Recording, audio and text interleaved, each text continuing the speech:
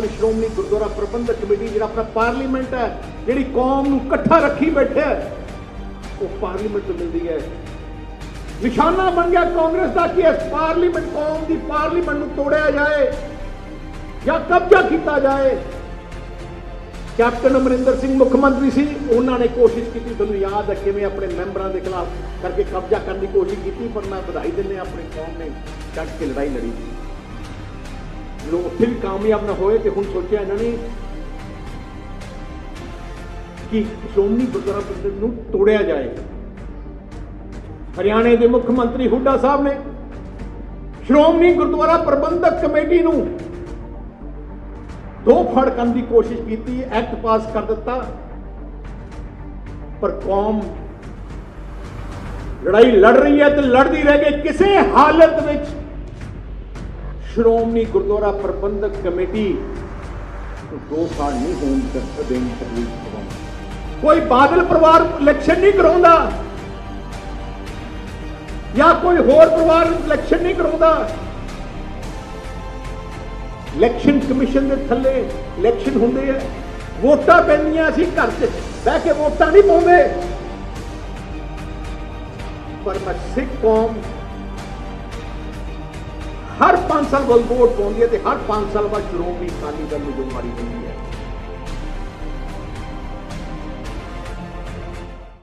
गुरु ग्रंथ साहब जी महाराज की पावन ते पवित्र हजूरी विच विराजमान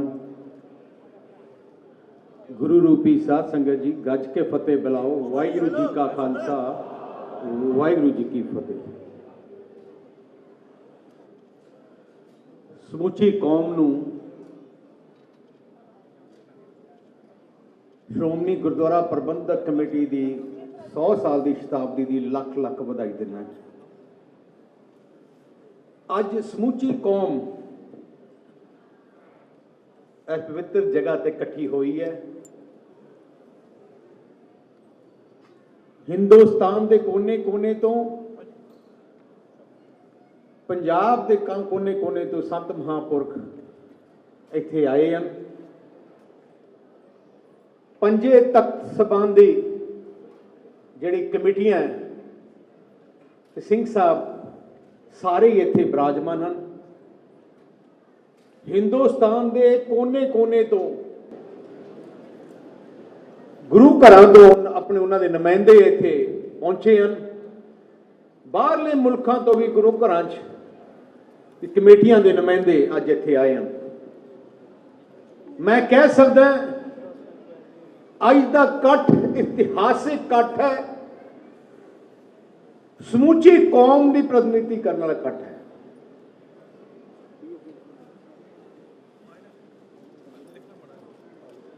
दशमेश पिता गुरु गोबिंद सिंह जी महाराज ने तकरीबन 321 साल पहले खालसा पंथ की सिरजना की। उन्होंने निशाना मकसद सी कि मेरा एक खालसा, मेरा सिख एक ऐसा सिख होए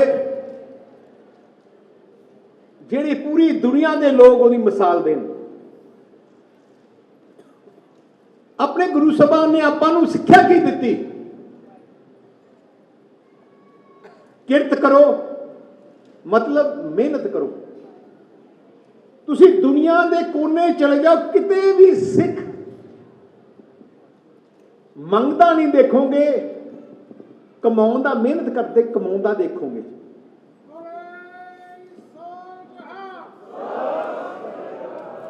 नाम जपो, परमात्मा नूं याद करो, क्योंकि सब तो वड्डी शक्ति परमात्मा तो उपर मिलती है।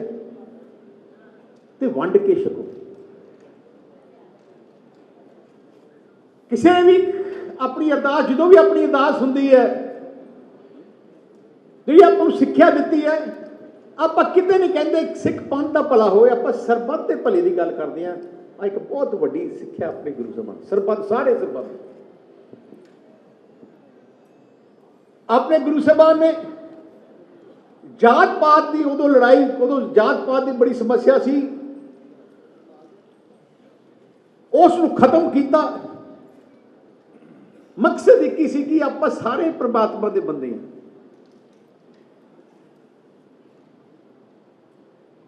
ਆਪਾਂ ਨੂੰ ਸਾਰੇ ਧਰਮਾਂ ਨੂੰ ਸਤਿਕਾਰ ਕਰਨ ਦੀ ਆਪਾਂ ਨੂੰ ਸਿੱਖਿਆ ਦਿੱਤੀ। ਜ਼ੁਲਮ ਦੇ ਖਿਲਾਫ ਲੜਨ ਦੀ ਸਿੱਖਿਆ ਦਿੱਤੀ। ਜੇ ਤੁਸੀਂ ਪਿਛਲੇ 200-300 ਸਾਲ ਦਾ ਆਪਾਂ ਦੇਖੀਏ, ਸਮਾਂ ਦੇਖੀਏ, ਜਦੋਂ ਵੀ ਕਿਸੇ ਤੇ ਜ਼ੁਲਮ ਹੋਇਆ,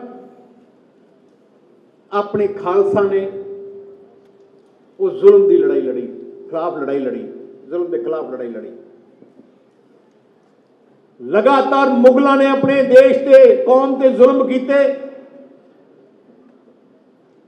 ਤੇ ਲਗਾਤਾਰ ਮੁਗਲਾਂ ਦੇ ਖਿਲਾਫ ਜੰਗ ਜਾਰੀ ਰਹੀ। ਦੇਸ਼ ਦੀ ਆਜ਼ਾਦੀ ਵਿੱਚ ਅੰਗਰੇਜ਼ਾਂ ਨੇ ਜ਼ੁਲਮ ਕੀਤੇ। ਦੇਸ਼ ਦੀ ਆਜ਼ਾਦੀ ਵਿੱਚ ਸਭ ਤੋਂ ਵੱਡੀ ਕੁਰਬਾਨੀ ਤੁਹਾਡੇ ਭੈਣ ਭਰਾ ਕੌਮ ਨੇ ਦਿੱਤੀ। ਮੈਨੂੰ ਮੌਕਾ ਮਿਲਿਆ ਕਾਲਾ ਪਾਣੀ ਦੀ ਜੇਲ੍ਹ ਜਾਣ ਦਾ, ਜਿੱਥੇ ਅੰਗਰੇਜ਼ਾਂ ਨੇ ਜਿਹੜੇ ਆਪਣੇ ਆਜ਼ਾਦੀ ਘੁਲਾਟੀਏ ਸੀ, ਜਿਨ੍ਹਾਂ ਨੇ ਦੇਸ਼ ਦੀ ਆਜ਼ਾਦੀ ਵਾਸਤੇ ਕੁਰਬਾਨੀਆਂ ਦਿੱਤੀਆਂ, ਉਹਨਾਂ ਨੂੰ ਚੁਣ ਚੁਣ ਕੇ ਕਾਲਾ ਪਾਣੀ ਦੀ ਜੇਲ੍ਹ 'ਚ ਭੇਜਿਆ ਗਿਆ। ਮਕਸਦ ਕੀ ਸੀ ਅੰਗਰੇਜ਼ਾਂ ਦਾ ਕਿ ਇਹ ਜੀ ਜਗ੍ਹਾ ਰੱਖੋ ਜਿੱਥੇ ਕੋਈ ਮਿਲ ਵੀ ਨਾ ਸਕੇ। ਮੈਂ ਉਸ ਜੇਲ੍ਹ ਜਾ ਕੇ ਦੇਖਿਆ, ਇੰਨੇ ਛੋਟੇ ਛੋਟੇ ਕਮਰੇ, ਤੁਸੀਂ ਮਤਲਬ ਬਹਿ ਵੀ ਨਹੀਂ ਸਕਦੇ, ਇੰਨੇ ਬਣਾਏ। ਉੱਥੇ ਅੱਜ ਜਾ ਕੇ ਦੇਖੋ, ਕਾਲਾ ਪਾਣੀ ਅੰਡਮਾਨ ਨਿਕੋਬਾਰ ਆਈਲੈਂਡ ਹੈ, ਉੱਤੇ ਲਿਸਟ ਲੱਗੀ ਹੈ ਕਿਹੜੇ ਸੈੱਲ ਵਿੱਚ ਕਿਹਨੂੰ ਰੱਖਿਆ ਗਿਆ। 90% ਤੋਂ ਵੱਧ ਆਪਣੇ ਸਿੱਖ ਭਰਾ ਸੀ।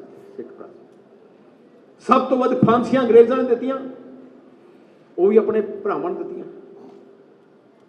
ਜਦੋਂ ਦੇਸ਼ ਆਜ਼ਾਦ ਹੋਇਆ, ਪਾਕਿਸਤਾਨ 'ਚ ਜਿਹੜੇ ਆਪਣੇ ਭੈਣ ਭਰਾ ਵਸੇ ਸੀ, ਉਹ ਇੱਥੇ ਆਏ। ਆਪਣੇ ਦੇਖੋ ਕਿੰਨੀ ਵੱਡਾ ਨੁਕਸਾਨ ਆਪਣੀ ਕੌਮ ਨੂੰ ਹੋਇਆ। ਮੈਂ ਤਾਂ ਪਾਰਲੀਮੈਂਟ 'ਚ ਵੀ ਕਰ ਕਿਹਾ ਸੀ, ਮੈਂ ਕਿਹਾ ਦੇਸ਼ ਦੀ ਆਜ਼ਾਦੀ ਦੀ ਲੜਾਈ ਜੇ ਲੜੀ ਹੈ ਤੇ ਪੰਜਾਬੀਆਂ ਨੇ ਤੇ ਖਾਸ ਕਰਕੇ ਕੌਮ ਨੇ ਲੜੀ ਹੈ। ਤਾਮਿਲਨਾਡੂ ਨੂੰ ਕੋਈ ਅਸਰ ਨਹੀਂ ਪਿਆ, ਫਰਕ ਨਹੀਂ ਪਿਆ। ਕਰਨਾਟਕ ਵਾਲਿਆਂ ਨੂੰ ਕੋਈ ਫਰਕ ਨਹੀਂ ਪਿਆ, ਕਿਉਂ ਉੱਥੇ ਕਿਹੜੀਆਂ ਜੰਗਾਂ ਹੋਈਆਂ। ਜੇ ਲੜਾਈਆਂ ਹੋਈਆਂ, ਟੈਂਕਾਂ ਤੋਪਾਂ ਦੇ ਗੋਲੇ ਡਿੱਗੇ ਤੇ ਆਪਣੇ ਪੰਜਾਬ 'ਚ ਡਿੱਗੇ। ਉਵੇਂ ਦੇਸ਼ ਦੀ ਆਜ਼ਾਦੀ ਦੇ ਬਾਅਦ ਵੀ ਆਪਣੇ ਤੇ ਜ਼ੁਲਮ ਹੋਏ। ਦੇਸ਼ ਦੀ ਆਜ਼ਾਦੀ ਦੇ ਬਾਅਦ ਜੇ ਜ਼ੁਲਮ ਕੀਤੇ ਤੇ ਫਿਰ ਗਾਂਧੀ ਪਰਿਵਾਰ ਤੇ ਕਾਂਗਰਸ ਨੇ ਕੀਤੇ। ਅਹਿਮਦ ਸਾਹਿਬ ਦਾਲੀ ਨੇ ਇੱਥੇ ਹਮਲਾ ਕੀਤਾ, ਆਪਣੇ ਗੁਰੂ ਘਰ 'ਚ ਆਪਣੇ ਦਰਬਾਰ ਸਾਹਿਬ ਹਮਲਾ ਕੀਤਾ, ਤੇ ਦੂਜਾ ਗਾਂਧੀ ਪਰਿਵਾਰ ਸੀ। ਟੈਂਕਾਂ ਤੋਪਾਂ ਨਾਲ ਆਪਣੇ ਗੁਰੂ ਧਾਮਾਂ ਤੇ ਹਮਲਾ ਕੀਤਾ, ਹਜ਼ਾਰਾਂ ਗੁਰੂ ਘਰਾਂ ਨੂੰ ਅਗਨੀ ਭੇਟ ਕੀਤਾ, 84 ਹਜ਼ਾਰਾਂ ਭੈਣ ਭਰਾਵਾਂ ਦਾ ਕਤਲੇਆਮ ਕੀਤਾ, ਫਿਰ ਵੀ ਨਹੀਂ ਹਟੇ। ਉਹਨਾਂ ਦਾ ਨਿਸ਼ਾਨਾ ਸੀ ਜਿਹੜੀ ਤਾਕਤ ਕੌਮ ਨੂੰ ਮਿਲਦੀ ਹੈ, ਆਪਣੇ ਗੁਰੂ ਘਰਾਂ ਤੋਂ ਮਿਲਦੀ ਹੈ, ਆਪਣੇ ਇਕੱਠ ਤੋਂ ਮਿਲਦੀ ਹੈ, ਆਪਣੇ ਸ਼੍ਰੋਮਣੀ ਗੁਰਦੁਆਰਾ ਪ੍ਰਬੰਧਕ ਕਮੇਟੀ ਜਿਹੜਾ ਆਪਣਾ ਪਾਰਲੀਮੈਂਟ ਹੈ, ਜਿਹੜੀ ਕੌਮ ਨੂੰ ਇਕੱਠਾ ਰੱਖੀ ਬੈਠਾ, ਉਹ ਪਾਰਲੀਮੈਂਟ ਤੋਂ ਮਿਲਦੀ ਹੈ। ਨਿਸ਼ਾਨਾ ਬਣ ਗਿਆ ਕਾਂਗਰਸ ਦਾ ਕਿ ਇਸ ਪਾਰਲੀਮੈਂਟ, ਕੌਮ ਦੀ ਪਾਰਲੀਮੈਂਟ ਨੂੰ ਤੋੜਿਆ ਜਾਏ ਜਾਂ ਕਬਜ਼ਾ ਕੀਤਾ ਜਾਏ। ਕੈਪਟਨ ਅਮਰਿੰਦਰ ਸਿੰਘ ਮੁੱਖ ਮੰਤਰੀ ਸੀ, ਉਹਨਾਂ ਨੇ ਕੋਸ਼ਿਸ਼ ਕੀਤੀ, ਤੁਹਾਨੂੰ ਯਾਦ ਹੈ ਕਿਵੇਂ ਆਪਣੇ ਮੈਂਬਰਾਂ ਦੇ ਖਿਲਾਫ ਕਰਕੇ ਕਬਜ਼ਾ ਕਰਨ ਦੀ ਕੋਸ਼ਿਸ਼ ਕੀਤੀ, ਪਰ ਮੈਂ ਵਧਾਈ ਦਿੰਦੇ ਆਪਣੀ ਕੌਮ ਨੇ ਡਟ ਕੇ ਲੜਾਈ ਲੜੀ। ਜਦੋਂ ਉੱਥੇ ਵੀ ਕਾਮਯਾਬ ਨਾ ਹੋਏ ਤੇ ਹੁਣ ਸੋਚਿਆ ਇਹਨਾਂ ਨੇ ਕਿ ਸ਼੍ਰੋਮਣੀ ਗੁਰਦੁਆਰਾ ਪ੍ਰਬੰਧਕ ਨੂੰ ਤੋੜਿਆ ਜਾਏ।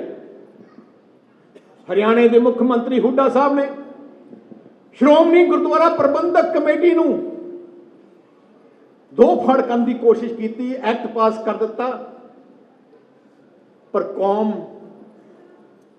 ਲੜਾਈ ਲੜ ਰਹੀ ਹੈ ਤੇ ਲੜਦੀ ਰਹਿ ਗਈ। ਕਿਸੇ ਹਾਲਤ ਵਿੱਚ ਸ਼੍ਰੋਮਣੀ ਗੁਰਦੁਆਰਾ ਪ੍ਰਬੰਧਕ ਕਮੇਟੀ ਨੂੰ ਦੋ ਫਾੜ ਨਹੀਂ ਹੋਣ ਦੇਣ ਸਕਦੀ ਕੌਮ।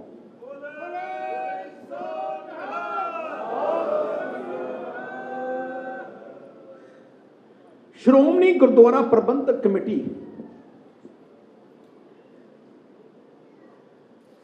100 ਸਾਲ ਪਹਿਲੇ ਹੋਂਦ ਵਿੱਚ ਆਈ। ਮਕਸਦ ਸੀ ਕਿ ਕੌਮ ਦੀ ਇੱਕ ਮਰਿਆਦਾ ਹੋਏ, ਕੌਮ ਦੀ ਸਾਰੇ ਗੁਰੂ ਘਰਾਂ ਦੀ ਸੇਵਾ ਪੂਰੇ ਵਧੀਆ ਤਰੀਕੇ ਨਾਲ ਹੋਣ, ਮਰਿਆਦਾ ਦੇ ਹਿਸਾਬ ਨਾਲ ਹੋਏ।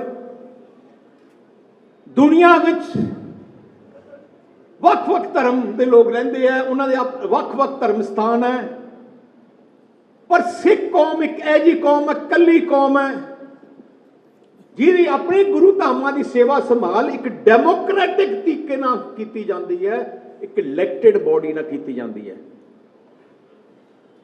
ਸ਼੍ਰੋਮਣੀ ਗੁਰਦੁਆਰਾ ਪ੍ਰਬੰਧਕ ਕਮੇਟੀ ਕਿਸੇ ਦੀ ਜਾਇਦਾਦ ਨਹੀਂ, ਆ ਕੌਮ ਦੀ ਜਾਇਦਾਦ ਹੈ। ਬੜੇ ਲੋਕੀ ਜਿਹੜੇ ਆਪਣੇ ਵਿਰੋਧੀ ਹੈ, ਬਿਆਨ ਦਿੰਦੇ ਹੈ, ਜਾਣ ਕੇ ਕੋਸ਼ਿਸ਼ ਕਰਦੇ ਹੈ, ਕਿਉਂਕਿ ਸਾਰੀਆਂ 100 ਸਾਲ ਦੀਆਂ ਤਾਕਤਾਂ ਰਹੀਆਂ ਆਪਣੇ ਕੌਮ ਦੇ ਵਿੱਚ, ਜਿਹੜੇ ਗਦਾਰ ਹੈ, ਜਿਹੜੇ ਚਾਹੁੰਦੇ ਆ ਕਿ ਕਿਵੇਂ ਨਾ ਕਿਵੇਂ ਕੌਮ ਨੂੰ ਕਮਜ਼ੋਰ ਕੀਤਾ ਜਾਏ, ਅਖਬਾਰਾਂ 'ਚ ਬਿਆਨ ਦੇਣਗੇ ਸ਼੍ਰੋਮਣੀ ਗੁਰਦੁਆਰਾ ਪ੍ਰਬੰਧਕ ਕਮੇਟੀ ਨੂੰ ਆਜ਼ਾਦ ਕੀਤਾ ਜਾਏ। ਸ਼੍ਰੋਮਣੀ ਗੁਰਦੁਆਰਾ ਪ੍ਰਬੰਧਕ ਕਮੇਟੀ ਆਜ਼ਾਦ ਹੈ, ਕੌਮ ਦੀ। ਹਰ 5 ਸਾਲ ਬਾਅਦ ਇਲੈਕਸ਼ਨ ਹੁੰਦੇ ਹੈ। ਜਿਹੜਾ ਐਕਟ ਬਣਿਆ ਦੇਸ਼ ਦੇ ਪਾਰਲੀਮੈਂਟ ਦਾ ਐਕਟ ਹੈ, ਵੋਟਾਂ ਪੈਂਦੀਆਂ ਹਰ 5 ਸਾਲ। ਵੋਟਾਂ ਬਣਾਉਂਦੇ ਕੋਈ ਅਸੀਂ ਨਹੀਂ ਬਣਾਉਂਦੇ, ਵੋਟਾਂ ਬਣਦੀਆਂ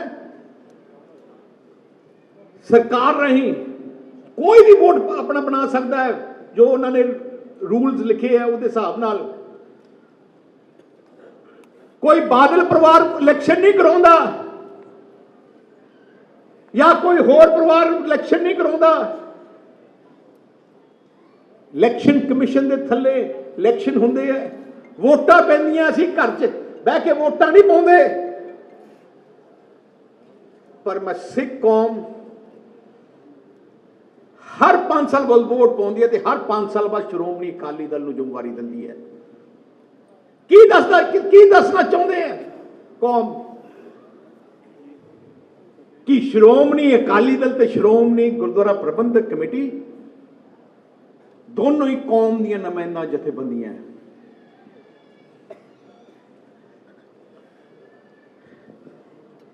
ਕਈ ਲੋਕ ਕਹਿੰਦੇ ਆ ਸਿਆਸਤ ਤੇ ਧਰਮ ਇਕੱਠੇ ਨਹੀਂ ਹੋਣੇ ਚਾਹੀਦੇ।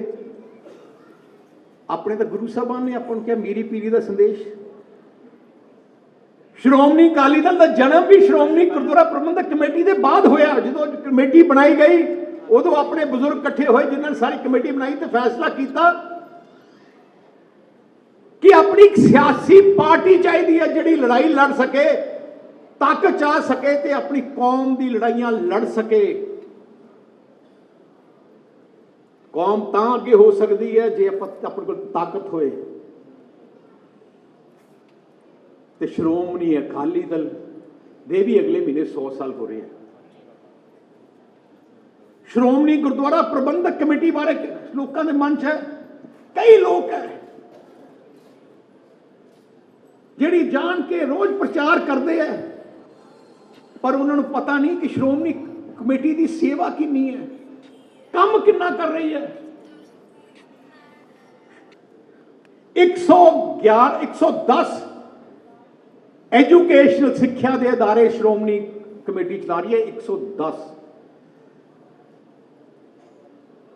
7 ਮੈਡੀਕਲ ਕਾਲਜ ਤੇ engineering college, 31 degree college, 77 school, ਤਕਰੀਬਨ 75,000 ਨੌਜਵਾਨਾਂ ਨੂੰ ਹਰ ਸਾਲ ਸਿੱਖਿਆ ਦਿੰਦੀ ਹੈ, ਵਿਦਿਆ ਦਿੰਦੀ ਹੈ। 12 ਗੁਰਮਤ ਕਾਲਜ, 18,000 ਲੋਕ ਮੁਲਾਜ਼ਮ ਕੰਮ ਕਰ ਰਹੇ ਹੈ।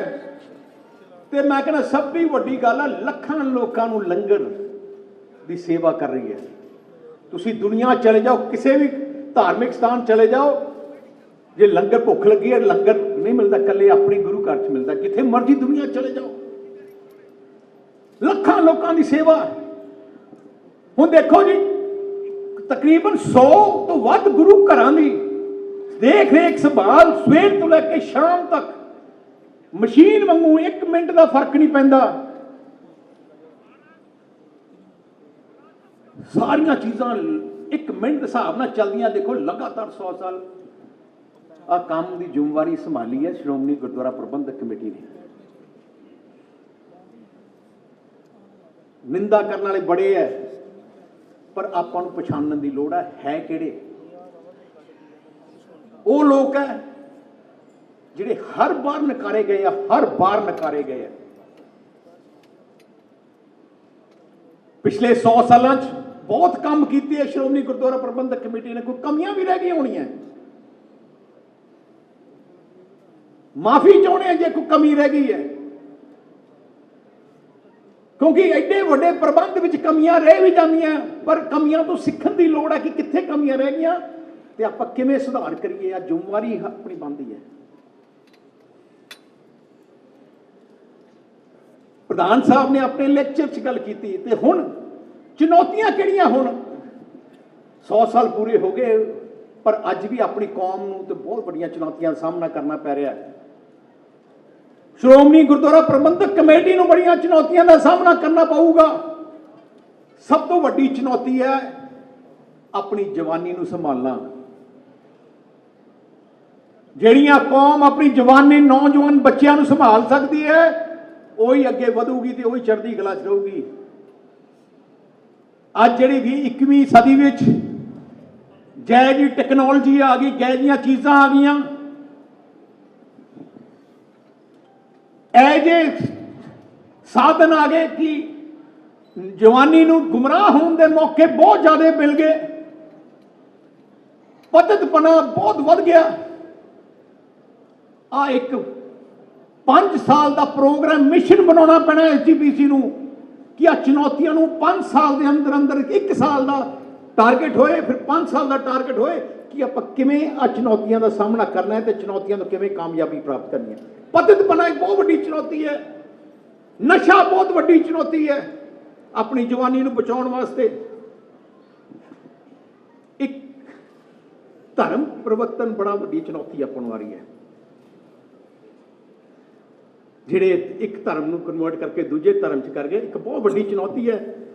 ਸੰਤ ਮਹਾਂਪੁਰਖ ਸਾਰੇ ਇੱਥੇ ਬੈਠੇ ਆ, ਮੈਂ ਉਹਨਾਂ ਦੇ ਚਰਨਾਂ 'ਚ ਵੀ 10 ਮਿੰਟ ਬੇਨਤੀ ਕਰਨਾ ਚਾਹੁੰਦਾ। ਸੰਤ ਮਹਾਂਪੁਰਖਾਂ ਨੇ ਬੜਾ ਵੱਡਾ ਯੋਗਦਾਨ ਦਿੱਤਾ ਗੁਰੂ ਨਾਲ ਜੋੜਨ ਨੌਜਵਾਨਾਂ ਨੂੰ, ਪਰ ਇਕੱਲੇ ਸ਼੍ਰੋਮਣੀ ਗੁਰਦੁਆਰਾ ਪ੍ਰਬੰਧ ਨਹੀਂ, ਆਪਾਂ ਸਾਰੇ ਇਕੱਠੇ ਹੋ ਕੇ ਲੱਗੀਏ, ਆਪਣੀ ਜਵਾਨੀ ਨੂੰ ਸਿੱਖੀ ਸਰੂਪ ਨਾਲ, ਸਿੱਖ ਸਿਧਾਂਤਾਂ ਨਾਲ ਜੋੜੀਏ। ਜੇ ਕਾ ਲੜਾਈ ਆਪਣੀ ਕੌਮ ਨੂੰ ਇਕੱਠੇ ਲੜਨੀ ਪੈਣੀ ਹੈ, ਸਾਰੀ ਇਕੱਠੇ ਹੋ ਕੇ ਲੜਨੀ ਪੈਣੀ ਹੈ। ਬਹੁਤ ਵੱਡਾ ਯੋਗਦਾਨ ਮਹਾਂਪੁਰਖਾਂ ਨੇ ਪਾਇਆ, ਪਰ ਹੁਣ ਬਹੁਤ ਵੱਡੀ ਚੁਣੌਤੀ ਅੱਗੇ ਆ ਰਹੀ ਹੈ।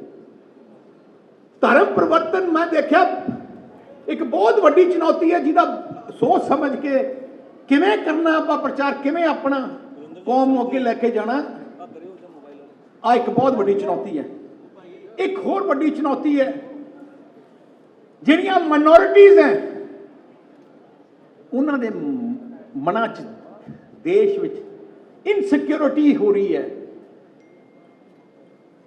ਦੇਖੋ ਗੁਰੂ ਸਾਹਿਬਾਨ ਨੇ ਆਪਣੇ ਗੁਰੂ ਸਾਹਿਬਾਨ ਨੇ ਸਿਖਾਇਆ ਕਿ ਸਾਰੇ ਧਰਮਾਂ ਦਾ ਸਤਿਕਾਰ ਕਰਨਾ ਹੈ। ਆਪਣਾ ਦੇਸ਼ ਇੱਕ ਇਹੋ ਜਿਹਾ ਦੇਸ਼ ਹੈ ਜਿੱਥੇ ਸਾਰੇ ਧਰਮਾਂ ਦੇ ਲੋਕ ਆਪਣੇ ਦੇਸ਼ 'ਚ ਰਹਿੰਦੇ ਆ। ਸਾਰੇ ਧਰਮਾਂ, ਦੁਨੀਆ ਜਿੰਨੇ ਧਰਮ ਹੈ ਸਾਰਿਆਂ ਦੇ ਲੋਕ ਇੱਥੇ ਪੈਂਦੇ ਆ। ਸਾਰੇ ਮੁੱਖ ਮੰਤਰੀ ਸੂਬਿਆਂ ਦੀ ਜ਼ਿੰਮੇਵਾਰੀ ਹੈ, ਸਾਰੇ ਦੇਸ਼ ਦੇ ਸੈਂਟਰ ਸਰਕਾਰ ਦੀ ਜ਼ਿੰਮੇਵਾਰੀ ਹੈ ਕਿ ਸਾਰੇ ਧਰਮਾਂ ਦੇ ਲੋਕ ਸੁਰੱਖਿਅਤ ਫੀਲ ਕਰਨ। ਐ ਨਾ ਹੋਏ ਉਹਨਾਂ ਨੂੰ ਮਨ 'ਚ ਕੋਈ ਇਹੋ ਜਿਹਾ ਮਾਹੌਲ ਨਾ ਹੋਏ। ਉਹਨਾਂ ਨੂੰ ਸਾਰੇ ਮੁੱਖ ਮੰਤਰੀਆਂ ਨੂੰ, ਜਿਵੇਂ ਸਰਦਾਰ ਪ੍ਰਕਾਸ਼ ਸਿੰਘ ਜੀ ਬਾਦਲ ਨੇ ਆਪਣੀ ਸਰਕਾਰ ਦੇ ਦੌਰਾਨ, ਬਾਦਲ ਸਾਹਿਬ ਨੇ ਜਦੋਂ ਮੁੱਖ ਮੰਤਰੀ ਸੀ, ਉਹਨਾਂ ਦਾ ਨਿਸ਼ਾਨਾ ਸੀ ਕਿ ਮੇਰੇ ਦੇ ਸੂਬੇ ਵਿੱਚ ਭਾਈਚਾਰਕ ਸਾਂਝ ਰਹਿਣੀ ਚਾਹੀਦੀ ਹੈ, ਸਾਰੇ ਧਰਮਾਂ ਦੇ ਲੋਕਾਂ ਨੂੰ ਸਿਕਿਉਰ ਫੀਲ ਹੋਣਾ ਚਾਹੀਦਾ ਹੈ। ਤੁਸੀਂ ਦੇਖਿਓ ਮੁੱਖ ਮੰਤਰੀ ਹੁੰਦੇ, ਸਾਰੇ ਧਰਮਾਂ ਦੇ ਪਵਿੱਤਰ ਜਦੋਂ ਦਿਹਾੜੇ ਹੁੰਦੇ, ਬਾਦਲ ਸਾਹਿਬ ਆਪ ਜਾਂਦੇ, ਉਹਨਾਂ ਨਾਲ ਵਿੱਚ ਬਹਿ ਕੇ ਮਨਾਉਂਦੇ। ਕੱਲੀ ਆ ਗੱਲ ਨਹੀਂ, ਬਾਦਲ ਸਾਹਿਬ ਨੇ ਇਕੱਲੇ ਮੁੱਖ ਮੰਤਰੀ ਪੂਰੇ ਦੇਸ਼ ਦੇ ਵਿੱਚ ਹੈ ਜਿਨ੍ਹਾਂ ਨੇ ਸਾਰੇ ਧਰਮਾਂ ਦੇ ਪਵਿੱਤਰ ਸਥਾਨ ਕਰੋੜਾਂ ਰੁਪਏ ਲਾ ਕੇ ਸਰਕਾਰ ਦੇ ਆਪ ਸਜਾਏ ਹੈ। ਤੁਸੀਂ ਰਾਮ ਤੀਰਥ ਜਾ ਕੇ ਦੇਖੋ ਕਿੰਨਾ ਖੂਬਸੂਰਤ ਬਣਾਇਆ। ਦੁਰਗਿਆਨਾ ਮੰਦਿਰ 'ਚ ਕਰੋੜਾਂ ਰੁਪਏ ਲਾਏ। ਗੁਰੂ ਰਵਿਦਾਸ ਜੀ ਮਹਾਰਾਜ ਦੇ ਪਵਿੱਤਰ ਸਥਾਨ ਨੂੰ ਸਜਾਉਣ ਵਾਸਤੇ ਕੰਮ ਬੜੀ ਜੰਗੀ ਪੱਧਰ ਤੇ ਸ਼ੁਰੂ ਕੀਤਾ। ਦਰਬਾਰ ਸਾਹਿਬ ਚਾਰੋਂ ਤਰਫ ਦੇਖੋ ਕਿਵੇਂ ਜਿਹੜੀਆਂ ਕਮੀਆਂ ਸੀ ਕਿਵੇਂ ਦੂਰ ਕਰਨੀਆਂ, ਉਹ ਪੂਰੀ ਕੋਸ਼ਿਸ਼ ਕੀਤੀ। एक बादल साहब जो मुख्यमंत्री सी उन्होंने सोच सी जिन्हें अपने पवित्र स्थान है भावें श्री आनंदपुर साहब है भावें श्री तलवंडी साबो है मुक्तसर साहब है तुम जाकर देखो उन्होंने हर चीज की कमी भावें जिन्ना मर्जी पैसा लग्या वो सारी चीज़ों की कमी उत्थे पूरी करने की कोशिश की ताइयों क्या सी ना पहले शुरू किया सी मीरी पीरी जे अपने को ताकत आई ताइयों आप कुछ कर सके जे ताकत ही ना होए तो आप अपनी कौम की चढ़ती कला वास्ते यतन किवें कर सकते हैं वड्डा ही खोर काम जिवें अपना चुनौती सी अपने विरसे संभालने की चुनौती सी जिहड़ा वड्डा विरासते खालसा मुख्यमंत्री बादल साहब ने बनाया छोटे घल्लूघर की यादगार वड्डे घल्लूघर की यादगार बाबा बंदा सिंह बहादुर की यादगार मकसद की सी यादगार बनाना कि अपनी नवी पीढ़ी को पता लग जाए कि अपना इतिहास की है विरसा की है ਜਿਹੜੀਆਂ ਕੌਮਾਂ अपना विरसा संभाल ਲੈਂਦੀਆਂ ਉਹੀ ਕੌਮਾਂ ਅੱਗੇ ਵੱਧ ਸਕਦੀਆਂ ਤੇ ਹੁਣ ਵੀ ਆਪਾਂ ਨੂੰ ਜਿਹੜੇ ਸ਼੍ਰੋਮਣੀ ਗੁਰਦੁਆਰਾ ਪ੍ਰਬੰਧਕ ਕਮੇਟੀ ਨੂੰ ਵੀ ਇਹ ਚੁਣੌਤੀ ਹੈ ਕਿ ਆਪਣੀ ਵਿਰਸੇ ਨੂੰ ਕਿਵੇਂ ਸੰਭਾਲੀਏ ਵਿਰਸੇ ਦੀ ਪ੍ਰਚਾਰ ਕਿਵੇਂ ਘਰ ਘਰ ਜਾਏ ਆਪਣੇ ਇਤਿਹਾਸ ਆਪਣੇ ਗੁਰੂ ਸਾਹਿਬਾਨ ਦੀ ਦੱਸੇ ਰਾਸਤੇ ਨੂੰ ਕਿਵੇਂ ਘਰ ਘਰ ਤੱਕ ਪਹੁੰਚਾਈਏ जिवें मैं क्या श्रोमणी अकाली दल ते श्रोमणी गुरुद्वारा प्रबंधक कमेटी जिवें सिंह साहब ने कहा श्रोमणी गुरुद्वारा प्रबंधक कमेटी श्रोमणी अकाली दल की मां है श्रोमणी अकाली दल की भी जिम्मेवारी उन्नी है क्योंकि यह कौम की नुमाइंदा जथेबंदी है मैनू बड़ा मान है कि मैनू एक छोटी उम्र में मौका मिला सेवा करने का श्रोमणी अकाली दल भी किसी की जायदाद नहीं है अज दास नूं मौका मिले मेरे बाद कोई होर होगा उसके बाद होगा मेरे तो पहले किन्ने महान इंसान श्रोमणी अकाली दल के प्रधान रहे हैं मास्टर तारा सिंह जी संत फतेह सिंह जी तुम देखो पूरी हिस्टरी देख लो मकसद की है जो श्रोमणी अकाली दल का मकसद की है सरकार पंजाब चाहे पंथ की सरकार बने तो फिर पंथ के पंजाबियों की चढ़ती कला वास्ते काम किया जाए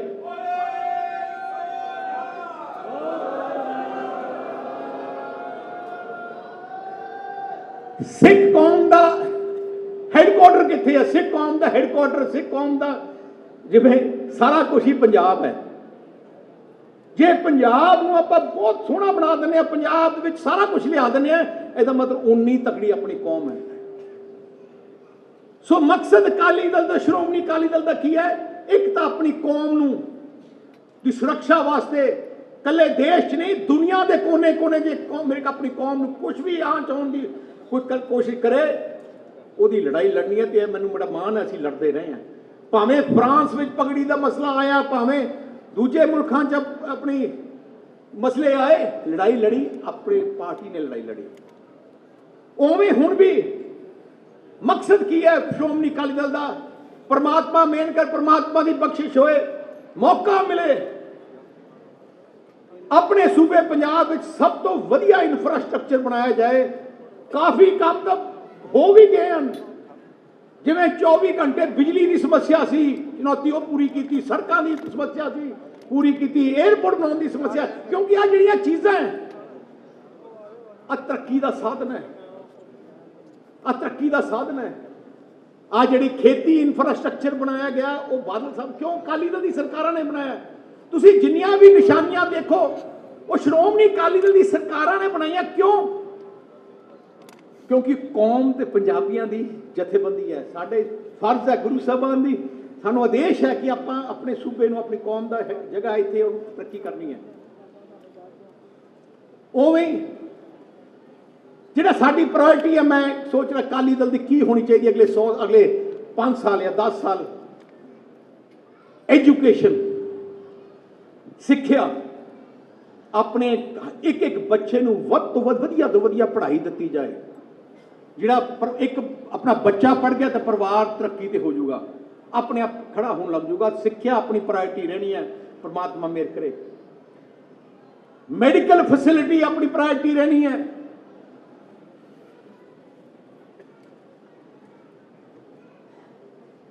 ਦੂਜੀ ਇਨਵਾਇਰਨਮੈਂਟ। ਜੇ ਪੰਜਾਬ ਨੂੰ ਬਚਾਉਣਾ, ਪੰਜਾਬ ਦਾ ਪਾਣੀ ਬਚਾ ਲਈਏ। ਪੰਜਾਬ ਦਾ ਪਾਣੀ ਜਿਹੜਾ ਪੀ ਰਹੇ ਹਾਂ ਆਪਾਂ, ਇਹ ਜਿਹਾ ਜ਼ਹਿਰ ਪੀ ਰਹੇ ਹਾਂ।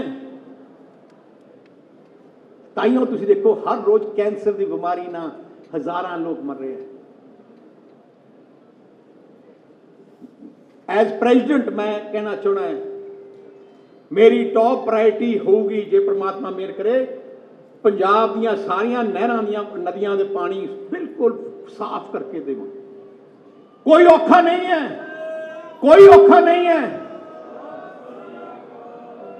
ਕੋਈ ਔਖਾ ਨਹੀਂ ਹੈ।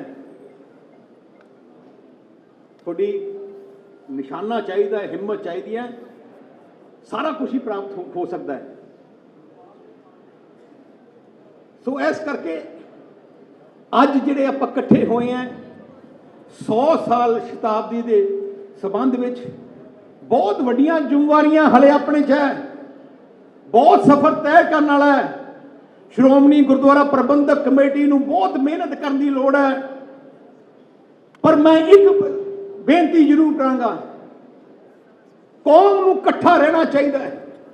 कोशिशां होणगियां कौम नूं दो फड़ करनियां, पर कोशिशां नूं नाकाम करना अपना फर्ज है।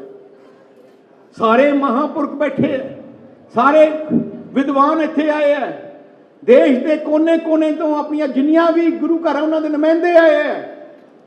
सारे आपां नूं श्री अकाल तख्त साहब के थले इकट्ठे होके आप हैं, पर कई ताकतां ओहदियां ताकतां जिहड़ियां अपनी सरमोर तख्त साहब ते भी किंतु परंतु करदियां, ओहदियां लोकां नूं निखार के पासे कर देना चाहिए। वो जे लोग जिहड़ी गद्दारी करते हैं, जिहड़े पिठ ते छोरा मारते हैं, जिहड़े अपनी कौम दे वफादार नहीं हो सकते, होर किहदे होणगे। साडे ते कमियां हो सकदियां, दूजियां में कमियां हो सकदियां, पर अपनी ऑर्गेनाइजेशन अपनी है, श्रोमणी गुरुद्वारा प्रबंधक कमेटी अपनी है, अपना पार्लीमेंट है अपनी। ताइयों मैं देखिया पूरे दुनिया में जे कोई सरकारां झुक रही हैं या झुकियां, मैं मेरा तजर्बा है इसलिए झुकियां कि आप इकट्ठे हैं एक झंडे से।